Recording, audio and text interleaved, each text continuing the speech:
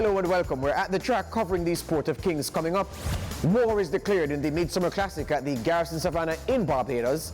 A Bayphilly fetches 6 million big ones at the annual yearling sale in Jamaica. And still in Jamaica, 2 feature races are on the card on a sizzling Friday race program. And that's where we'll start, in Jamaica. The Friday card. The Simply Magic Cup is where we'll begin our recap, with 12 facing the starter over 9 furlongs and at 25 yards.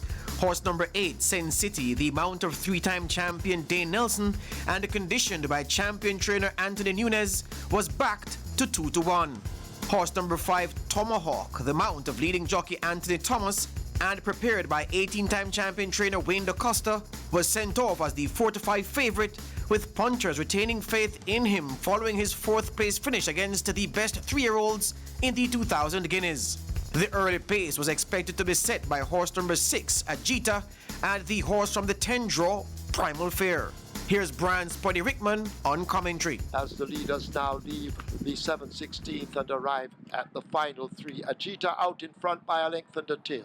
Primal Fear continues the chase. Watch Let Him Fly now getting closer. Sen City almost attached to his outside. Princess Lizzie needs to find more along with Tomahawk, who now begins a run. High Diplomacy out wide, but Ajita brings them into the lane, and Let Him Fly now begins a strong challenge. Sen City is on the outside. Over on the rail, Tomahawk has now found a room, and this is the Simply Magic Cup, and this finish looks to be simply magical. As they leave the furlong pole, Tomahawk picks it up. Let Him Fly continues to fight on his outside. High Diplomacy is on the rail. Sen City is out wide, but it is Tomahawk. He'll win the Simply Magic Cup by 2 over Let Him Fly. Despite a slow start, Tomahawk stealthily made up ground, with jockey Thomas saving ground by taking the rail run.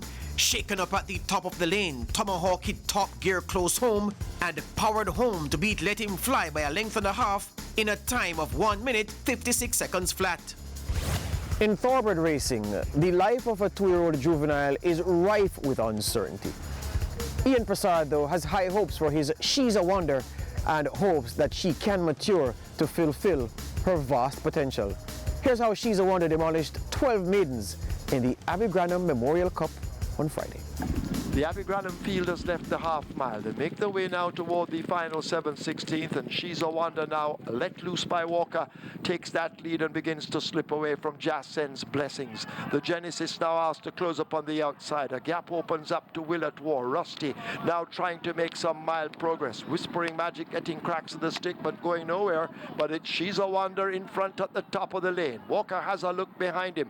The Genesis the closest pursuer as they flash past the 3/16th, and She's a Wonder is shaken up by Walker, who now calls for the stick in the left hand as they flash past the furlong pole. The Genesis needs to find 4 or more. Inside the final 16th, it is She's a Wonder and Omar Walker in charge in the Abbey Memorial Cup. They won't stop She's a Wonder. He's down in the end to win by 6 over the Genesis. An impressive 6-length victory by She's a Wonder, going 7 furlongs. Trained by Ian Prasad, this 2-year-old filly by Burn Identity out of the Southern Halo Mare Jamaica Dream clocked 1 minute 25 4/5 to stamp her class on a decent field. Saturday's feature at Caymanas Park was an open allowance graded stakes event, and if it is that you subscribe to a God of Love, you would have had cause to proceed to cash your winning ticket. Sir Alton was made the 2-5 favorite in this 6 furlongs contest. The big question was, could Sir Alton and the company allow the Fitzgerald Richards trained 4-year-old gelding God of Love to settle on the lead and then overhaul him in deep stretch? Spuddy Rickman voiced over the answer. They're approaching the final 3/8 of a mile. They're there now. And God of Love leads narrowly over Father Patrick. Sir Alton scrubbed along to get closer. Truly amazing now. Has them in the crosshairs, back and forth ahead of Cryptocurrency. Supreme Soul is further back in the center with Action Run against the rail, but God of Love continues to pour it on. Inside the final 3/16th, it is God of Love now beginning to open up. Father Patrick is chasing along with Truly Amazing. Sir Alton has a mountain to climb from there as God of Love leaves the furlong pole with that lead. 3 lengths in front inside the final 16th. It's God of Love and Dane Nelson. Here is Truly Amazing, but God of Love and Magnificent Dane score. While She's a Wonder was in show-stealing mood on Friday's race car that came on a spark, it was another Bayphilly who had tongues wagging at the annual Toba yearling sale on Sunday. This Bayphilly, lot 48, was purchased by Carlton Watson, this year's Derby-winning owner, for a price in excess of $6 million Jamaican dollars. Amid the COVID-19 pandemic, organizers of the annual Thoroughbred Owners and the Breeders Association's yearling sale added a virtual component to this year's spectacle in an effort to minimize attendance at the event and to facilitate online purchases. This year's event saw a total of 66 lots being listed. 45 purchases were made. There were 10 lots withdrawn, while 11 went unsold for a combined total sale of 68.4 million Jamaican dollars or 462,000 US dollars. When the dust settled on proceedings, lot 48, a Bayphilly by Savoy Stomp out of the Graham Hall Mare Rumble, was purchased by this year's Derby-winning owner Carlton Watson for 6.1 million Jamaican or approximately 41,000 US dollars. Over in Barbados, War Eagle was in decimating mood, ensuring that there was no recurrence in the MidSummer Classic on Saturday at the Garrison Savannah. Billed as a rematch between Guineas winner Deja Vu and the runner-up War Eagle, the 9-furlong contest on turf was set to be a clash for the ages.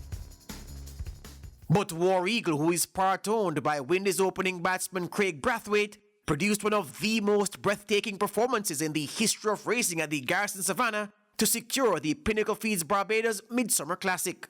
Here's Rashawn Alain on commentary. The stage is set 3 furlongs from home, and Ollivander and Deja Vu go at it. These two have to clear of War Eagle with a quarter mile left to go, and time is slipping away for Deja Vu. And here comes War Eagle. He's let loose through the inside of Ollivander, and just like that, War Eagle has shot to the lead. Ollivander on the inside is second. Deja Vu, stunned by that move by War Eagle off the turn, is third as they swing to the judge in the midsummer. And from here, it's a matter of how far. Believe it, it's this horse's third career start and his first at 1,800 meters. No Triple Crown in 2020. It's War Eagle who has absolutely demolished the midsummer field. It is War Eagle by as much as he pleads.